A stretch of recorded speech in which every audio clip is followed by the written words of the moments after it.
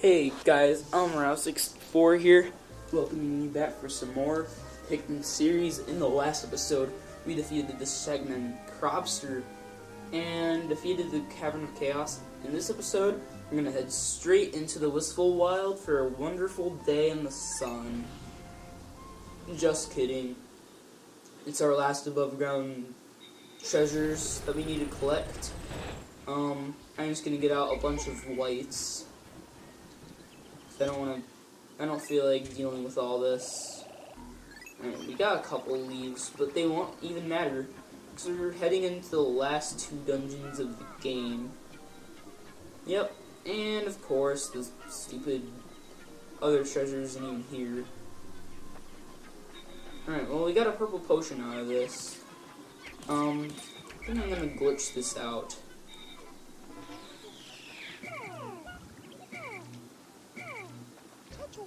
Alright, because I don't have a lot of potions and I might be using a lot, so I don't want to have to run out and lose all my Pikmin, even though you guys are probably wanting me to lose them all. Of course, this thing is back, so of course we're going to have to deal with that again. And I guess we should just get our squad.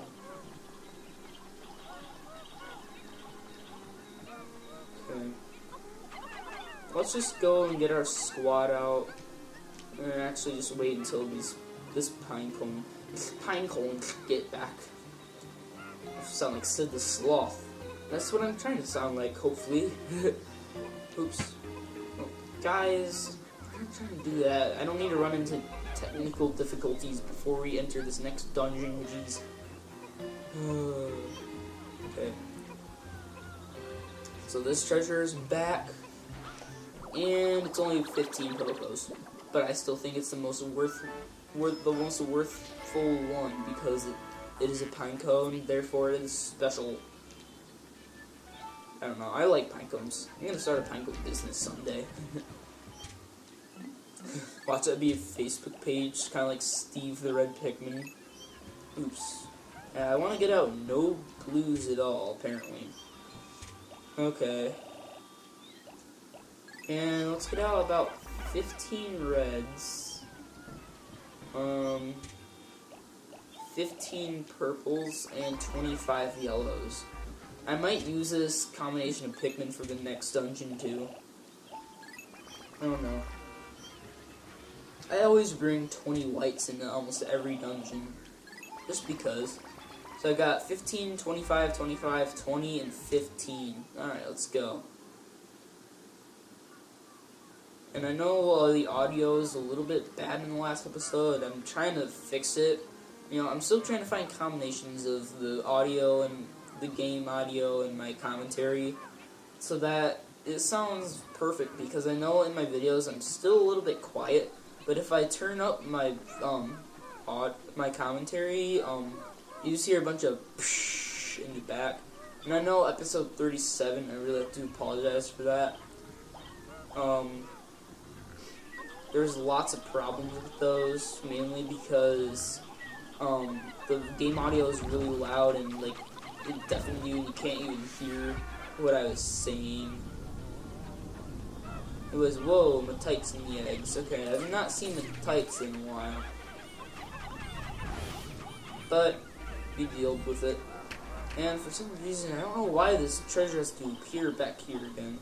Because the game forgot to program what the treasures do that were already buried. Okay. Hurry up. You don't even need to deal with this wall either. It's kind of useless. But after we get this treasure back, it's the last above ground treasure. The last above ground treasure in Pikmin 2. And after that, all it is a bunch of underground adventures. I'm really gonna miss this game, guys. We are nearing the end. And technically, we still got like 29 sublevels to do, but it's still going by really quick. You know? But you don't have to worry anymore about how much time we're wasting. It's turned out to be a 15-day run. You know, I kind of want to go slow, especially because the commentary slows me down, but I still want to go slower so you guys aren't understanding what's going on.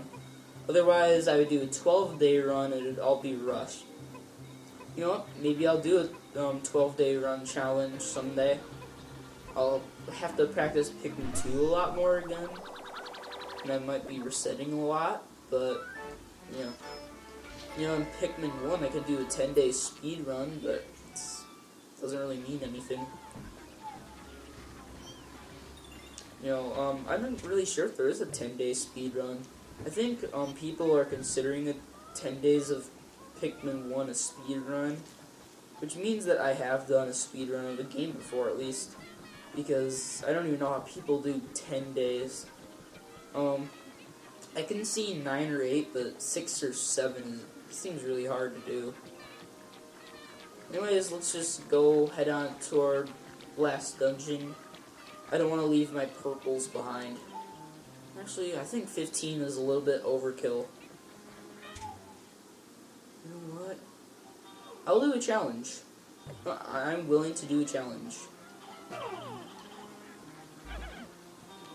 Okay, come on, purples. You're gonna go back to base. I'm sorry you guys can't be a star, but you guys won't be put in danger that way. You know what?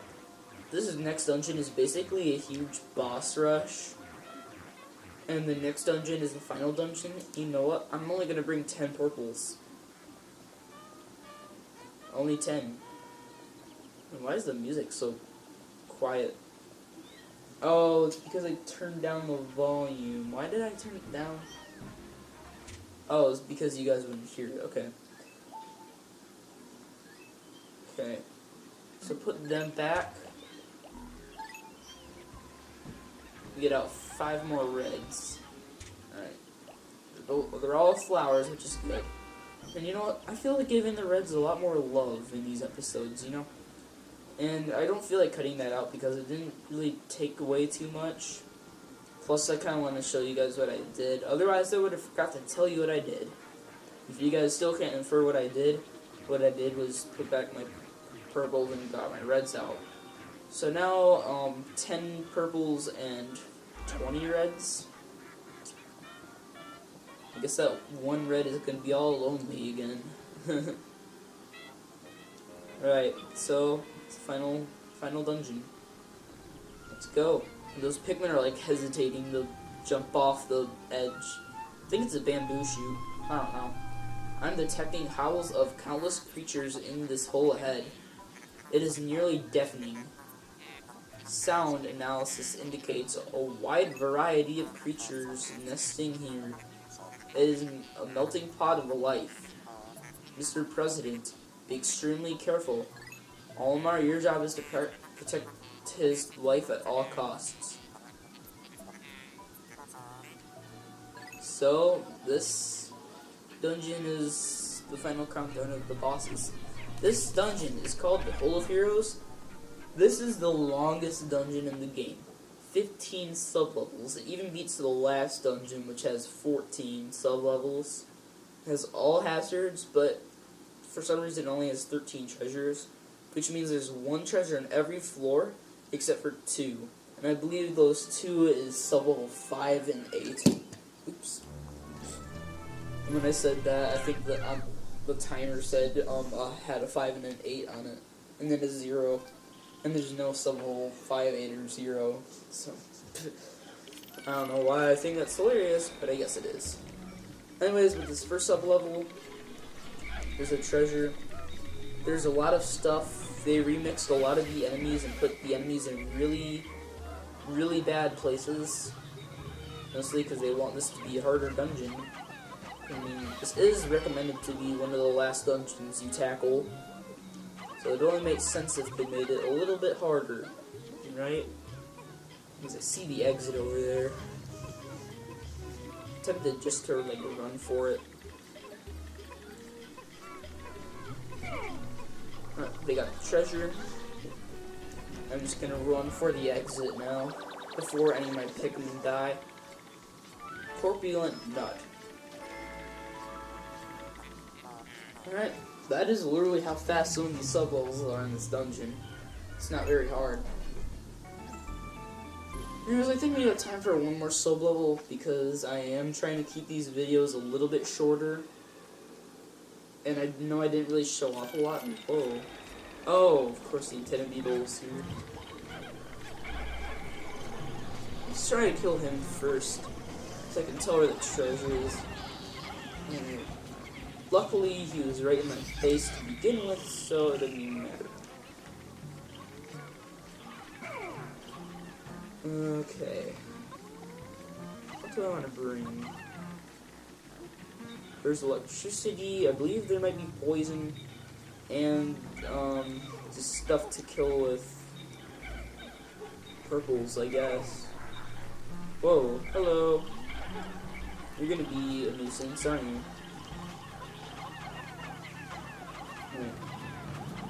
Die.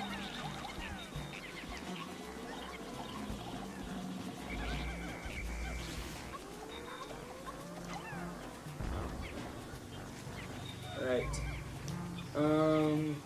Bumbling switch bug.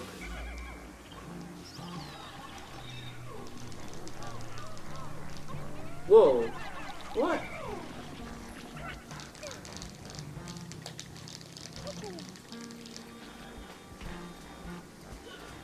And of course, I lose all my whites again. Okay. It's gonna be a running thing in these dungeons, isn't it? And I couldn't even do anything about that. That was mean. Plus, he dropped the Olimar inside the abyss. Luckily, he came back, but jeez. This is terrible. And it had to be all whites that died. It couldn't be yellows, it couldn't be purples. So I don't even care about purples anymore.